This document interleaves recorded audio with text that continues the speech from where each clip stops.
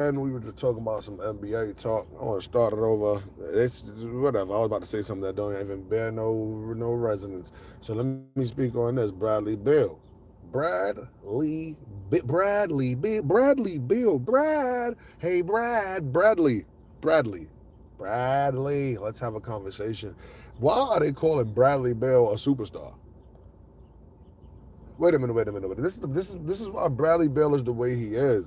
Why are they calling Bradley Beal a superstar? This is the reason why Bradley Beal is the way he is. Bradley Beal, since they said, since they put him in competition with John Wall because he was able to shoot the ball. I think he had 26 points like 4 games in a row, right? And they said, yo, him and John Wall have the keys to the Washington Wizards. They should start moving forward now. They made it seem like Bradley Beal was the missing piece to John Wall's perfection, and they even making it that because John Wall can't shoot. Bradley Beal can even run point guard. They really gassed Bradley Beal up, and it really was because his contract was a lot lesser than John Wall's, and John Wall didn't even have an injury yet, but he was about to have an injury. Little did they know he's about to have an injury and make them eat them words. Literally, the universe works in a funny way. The universe works in a funny way. The universe works in a very funny way because they thought they was making the Gilbert Arenas mistake again on John Wall, so they tried to get their way around it and make it look like it wasn't no mistake. So they was going, oh, we added this player to make it great, da da da da da. So they playing together, but it seemed like they having a fight for who going to lead the team, but then they acting like they cool, simultaneously repping two different gangs. One's blood and one's crip. Just watch what they throw up back then, right? So they had like beef within the locker room, real beef, gang beef in the locker room. But the Wizards is just coming off giving Gilbert Arenas this huge deal, and then seeing John Wall start to flourish, moving Gilbert, but he's still in the league at this time, but moving Gilbert, and then having the same kind of deal on John Wall, not knowing that it's about to be the same exact kind of deal within the next year and a half, right? So now they got John Wall and Bradley Beal on the floor together, fighting to see who's, because it started to look good. It started looking like this is just what John Wall needed, a good shooter, da da da da da. He's by his side. It's like the backcourt, the best backcourt in the world, and they playing, but it's just like Bradley Beal is just can't get right. He like Michael Beasley. He just can't get right. Quincy Acey. He just can't get right. Dennis Rodman. He just can't get right. Ron Artest. He just Ron Artest got right and got that ring. Dennis Rodman got them rings. I'm not gonna call them that. But Bradley Beal keep getting called a star, an all-star. And then John Wall gets injured. See, they put him against John Wall. They put him against John Wall, saying him and John Wall is neck and neck, that they got the keys to the team. They got the keys to the team. Them two have the keys to the team. They share the keys to the team. They co-owners of the keys to the team, right?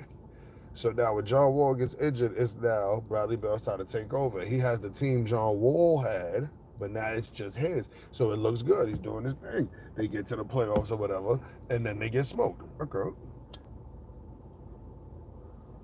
Next year, I think John will come back, and I think he injured himself like on a suitcase. I think he had 3 injuries in a row. Like he injured near the game, and he injured his next 2 injuries was at home. Like one, he fell down the steps or something, broke his other knee, and then right. So that was Bradley Beal team for another year. Team trash. Team started doing good. Oh shit, here go the Wizards. Nope, they the Bullets still trash. Boom. Next year, John Wall supposed to come back, and here go Bradley Beal. He got the team. Let's see what he do this time. He expected John Wall to come back. They done tooled the team around what him and John Wall should be. He got the team for the whole year. Team is trash. Next year, team is trash. He having little attitudes. He having fights. He having dust-ups with Klay Thompson for no reason. He having dust-ups with Draymond Green for no reason. He having dust-ups with that tall white center for no reason. He had a dust up with Mason Plumlee. He having all of these dust ups. Nobody saying nothing because he's in Washington. Nobody can see it. Nobody cares. These are all national games though. He do this in mad national games though because he gets smoked in all the national games. But and then he make his teammates look bad. You think Paul George was something? People talk about how, man, what is beaches or no shade or shape? Can you please give me Kimmy from Trey's, like what type of drink? I don't know what that means. Gunner, yo, what's good in the building? So now they saying Bradley Beal got the keys to the team. It's all his team.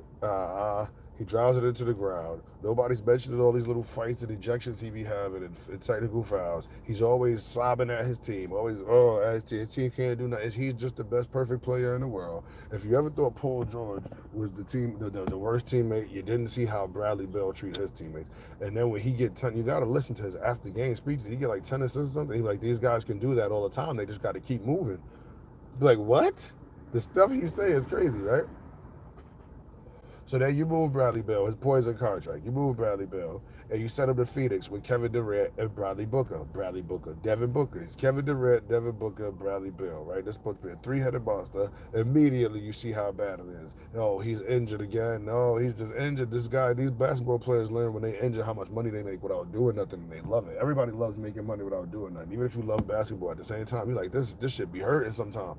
Like, I'd rather get some of these M's and just sit on the couch and act like my fibula is not connected to my tuberous bone, you know? Waiting for them to reconnect and then I can play again. The doc said he don't know. It's gonna be any day. It could be in this minute, or it could be in that minute. It could be a minute on Tuesday, it could be a minute on Wednesday. I don't know what minute it's gonna be. We end Monday, it could be a minute on the next Monday. I don't know. So you got Bradley Beal, right? And Bradley Beal like really makes his teammates feel bad. They're harder. So now he go to Phoenix Suns. He over there with them. He get the injuries. He don't play. Kevin Durant injury. They don't play. Team trash. Team don't make it. Player team don't make it. Then we into this year. They started playing again. They playing again in the three-headed monster. He scored 26 points. This is his thing. When he scored 26 points, he's gonna talk crazy. You just gotta listen to what he be saying. He says like the reporter be like, "Oh man, you had a good game, 26 points, 4 rebounds, 2 assists, and a steal, 1 turnover." He be like, "Yeah, man, like as long as these guys keep making picks and screens, it's really easy for me to score." That like he be like, yo, it's not even like it's above arrogance and cockiness. It's like condescending. Like why you have to downplay? That's why his teammates don't get along with him. You just gotta look. Basketball all about body language. Steve Nash used to touch his players all the time. No did he, but he did. It kept a connection with them. So at least if they didn't get the ball, he came and I'm like, yo, I'm gonna try to find you next time. You keep running. I see you running. Like, all you gotta do is keep this. You know what I'm saying? Bradley Beal not that type of player. Bradley Beal the type of player like the person he passed the ball to did the right thing, and the rest of y'all wasn't. Unless you set a screen. If you set a screen for the person he passed the ball to that laid it up, he gonna be like, yeah, that's a good screen. That's how you do it, and that's how way to run after the screen. Y'all gotta start moving around to the other two. He gonna be like, I gotta start moving around like that. But when he doing that to the other two, is Kevin Durant and Devin Booker, they like move around. Nigga, we got the defense off balance, just standing here. They don't want us to shoot threes. First of all, who you talking to? Because Devin Booker better than Bradley Beal. Let's talk about it. Should I start another live? Because we 7 minutes in. Should I start one more live and end it with who's better, Devin Booker or Bradley Beal? Their whole career, Devin Booker been better than Bradley Beal. Because they the same shooting guard, but Devin Booker has a better shooting guard and he shoots better.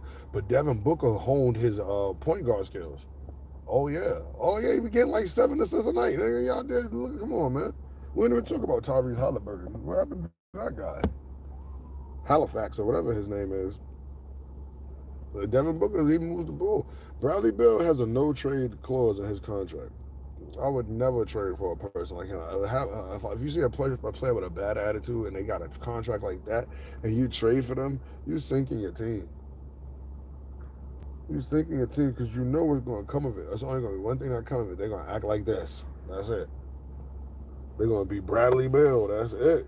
They already feel what's the word? And what? Entitled. They feel entitled and stuff like that. That's why they got that attitude and disposition.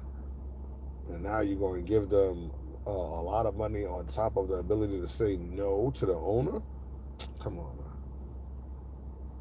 If they traded Bradley Beal, they could have traded him to. See, the thing is, people. This is what I'm trying to say about the names in basketball too. And this is how I'm gonna end it. This is how I'm gonna say about the names in basketball is cap. Basketball is not about the name, and it's not about who you say is a superstar. And people, I used to have the people that was always offensively talented always just wanted to battle with me because I was like an overall player instead of offensively talented. And they thought because points win the game and they're offensively talented, that they're the best players. Y'all not the best players. And you get to see that in the NBA, even though I think it's the RBA. Shout out to my boy D. Allen Rakes. Even though I think it's the RBA. You get to see that in college, and you get to see that once they transition over to NBA, right? And especially if you watch the G League, because you could think the RBA rigged, but when you watch the G League, the only time it's rigged is when they play Bronny, because you could see they clearly letting Bronny go off. Like, come on, stop it. So when they don't when they have an offensively talented player, fully offensively talented player, and it's time for trades, nobody wants them. Nobody wants to make moves for them. Nobody wants to trade too much for them because you're just offensive. You're just Bradley Beal. You know what I'm saying? Niggas said, how come Rudy Gobert got so much? Because Rudy Gobert was traded for so much because the team that they traded him to is stupid. But on top of that, it's like, nigga, I'm getting athletic offensive. I'm getting an athletic, and I'm getting an athletic hustler who is said to be a defensive player of the year. I've never seen it, but he plays defense. There's a difference between being, you don't have to be the best defensive player if you're willing to play defense the whole time. That is everything that is more valuable than Bradley Beal. An athletic hustler that willing to play defense the whole game. It don't matter if he's good at it or not.